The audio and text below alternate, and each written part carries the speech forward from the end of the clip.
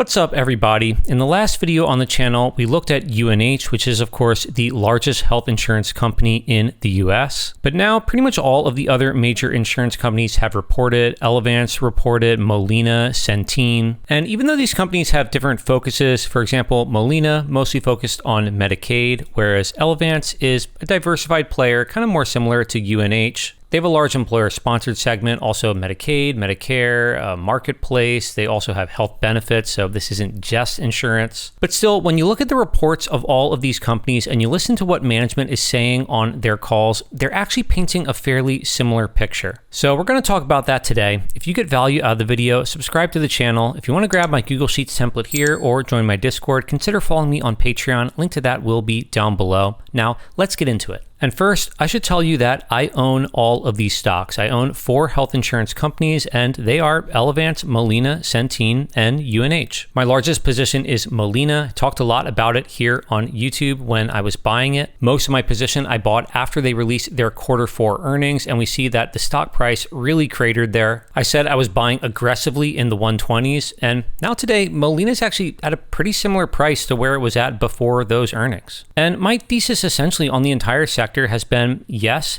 healthcare costs have increased tremendously in 2025. That squeezed the margins of these companies. And, they already were single-digit margins to begin with. Molina, Centene, these are low single-digit margins. Elevance even, which has the highest margins of these 3. They're more like, maybe 6-ish% operating margins. So a small increase in costs really crushes earnings, and it takes several rate cycles for you to normalize your margins. In general, these companies are increasing prices on their plans once per year. So it takes time to see results. That makes earnings look bad, but these companies are essential. They're not going anywhere. And my view has been that even if it takes a few years, rates will normalize, margins will come back, somewhat close to their historical range, and earnings for all the major companies are going to recover. This was really the first quarter, Q1 of 2025, when we're actually seeing evidence for that thesis in the numbers. And you can see the response the market has had for all of these stocks. Molina, past month, up 46%. Centene, up 64% in the past month. Elevance is up in the past month about 30%. Now, I should say that as price goes up, in general, the risk reward becomes worse. So even though I think this is a multi-year recovery, I'll tell you at the end what I'm doing with my positions here. Now, let's dive into some of the actual numbers. And we're going to start with Elevance. They are the largest company that we're going to look at here. And the big number we're going to want to pay attention to is the benefits expense ratio, or some companies call this the medical loss ratio or health benefits ratio, or something to that extent. This is measuring what percent of premiums, what percent of that money that you pay every month for healthcare, how much of that is actually going to pay for health benefits. These companies then also have to pay for overhead, all their corporate expenses, everything to deal with operating a company. So if this ratio, if this percentage here is too high, if it's, 93, 94%, companies can't really be profitable there. That's not sustainable. Now this ratio, 86.8%, this is actually coming in lower than many people were forecasting. And that's the big story. Costs aren't quite as high. They raised their guidance for the full year slightly to at least 26.75. There's $1 in non-recurring income in there. So if you just compare, 25.75 to their current share price, which is, 376, you're looking at a bit less than 15 times earnings, 14 to 15 times earnings for, again, what are still depressed margins. I think rates in 2027, 2028 will continue to recover. And I think management is expecting the same thing because they say expect a return to at least 12% adjusted diluted EPS growth in 2027. Revenue's not going to grow 12% next year. So, what they're telling you is the margins are going to increase. At least that's what they think. Members were down slightly year over year, and this again reflects what management was guiding for. All these companies essentially said last year, we're going to focus on profitability in 2026. And yes, if that means that we have to pull back from unprofitable plans, especially if we have to pull back in Medicare where we're not making money, if we have to pull out of certain marketplace plans, which is basically what Molina said is we're going to seriously reduce the number of geographies we're in for the marketplace for ACA, then that's fine. It's fine if membership goes down. We need to recover our margins. And across the board, you're basically seeing these companies execute on that. Diving into Molina here. For Molina, membership was down quite significantly, especially if you look year over year. They were down in Medicaid, Marketplace, Marketplace memberships here cut more than in half. They weren't making money there. They essentially said, look, we're going to focus on Medicaid, which is our bread and butter. And Medicaid has seen intense pullbacks over the past couple years. We talked about this in previous videos, but during COVID, you essentially could not be kicked off of Medicaid. So enrollment just ballooned up to a peak of, about 95 million people on Medicaid in the US. And then, in 2023, after the peak of COVID, the government said, okay, people can be kicked off of Medicaid now. And people went through redeterminations, which is essentially, hey, we're going to relook at you and see if you actually qualify for Medicaid. And sure enough, many people who were on the roll for Medicaid, they didn't qualify anymore, so they were kicked off. And enrollment dropped down about 20 million people. This chart here is cut off at May 2024, but if we kept going, enrollment in Medicaid now is, roughly 75 million people. So basically a 20 million person drop over a couple years. That's a lot, and we are seeing that start to normalize, but that's been a hit for Molina. However, Molina has gradually been taking market share from competitors over the last decade. They just won a large contract in Florida. I really like Molina's management team. I think they're going to continue to take market share for several years. But even if they don't, what I also like about Molina, they have a really strong balance sheet. Their current assets are greater than their total liabilities, net cash position. That's great to see. It's not common for an insurance company. I think this is a very well-run business. And looking at their big number, they call it the MCR, medical cost ratio, but health benefits ratio, medical loss ratio, medical cost ratio, whatever you want to call it, it's the same thing. For their Medicaid segment, this was coming in at 92%.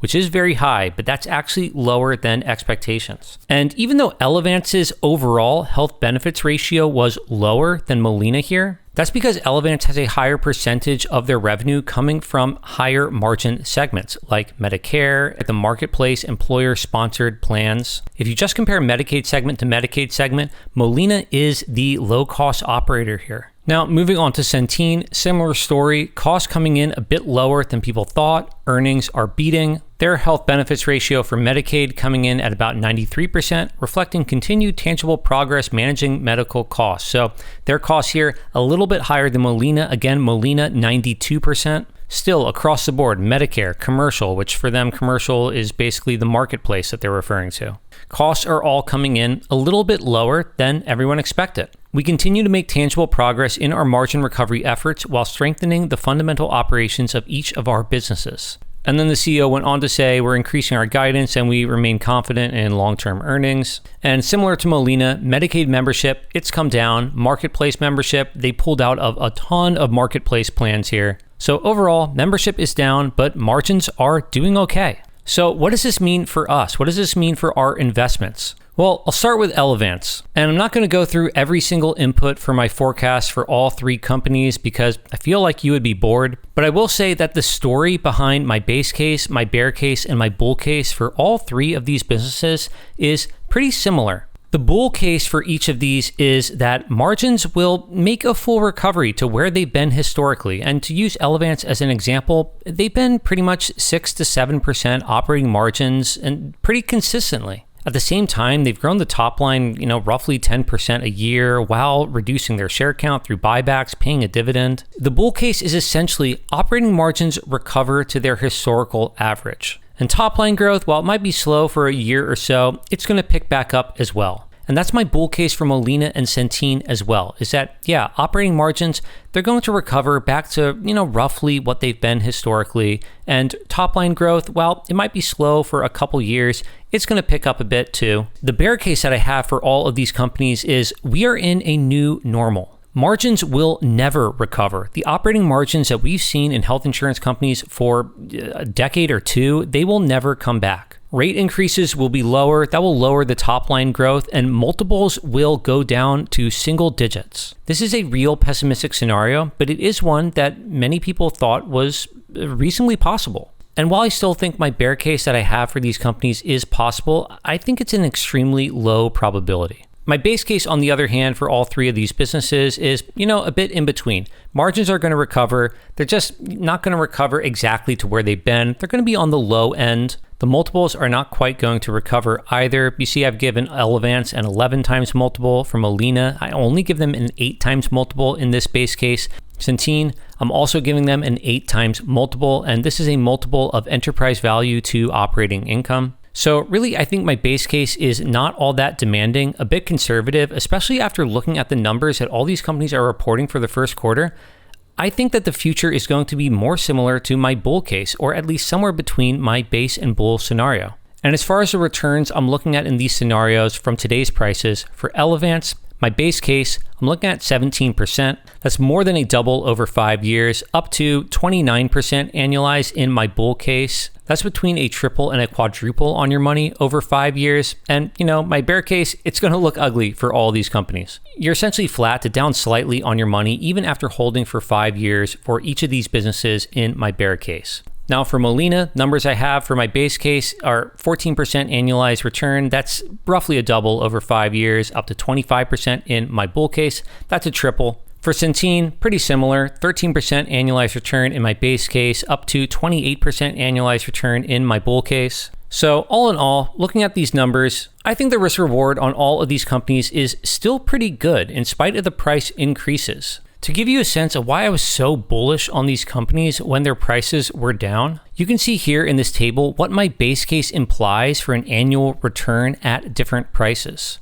So Centene, if you're able to buy it in, the low 30s, mid 30s, you're looking at roughly a 25% annualized return if the assumptions in my base case come true, which again, I'm only assuming they get back to 2% operating margins, they trade for an 8 times multiple. They aren't demanding assumptions. And if you get a 25% annualized return, that is a triple on your money over 5 years. For Molina in the 120s, I was looking at more than a triple on my money over 5 years in my base case. So yes, I still think the risk reward is good. I don't want to sell my winners too soon, especially when I think the recovery here is a multi-year story. At the same time, I'd like to take a little bit of profits. So again, nothing in this video is advice to buy or sell any one of these stocks. I just give you my opinion and I tell you what I'm doing with my money. And for me, I did choose to sell some covered calls against a portion of my position for Centene and for Molina. For Molina, I ended up selling calls against roughly half of my position at a $300 strike price for January 2028. Effectively, I was able to put a little over $22 a share in my pocket today for selling those calls. And the downside is that if Molina is above $300 a share on January 2028, then my position will be called away from me, effectively at a price of, $322 a share. I get to collect some profit today, put some money in my pocket. I still have a lot of exposure to the upside. I thought I was getting a decent price. That's what I chose to do. For Elevance,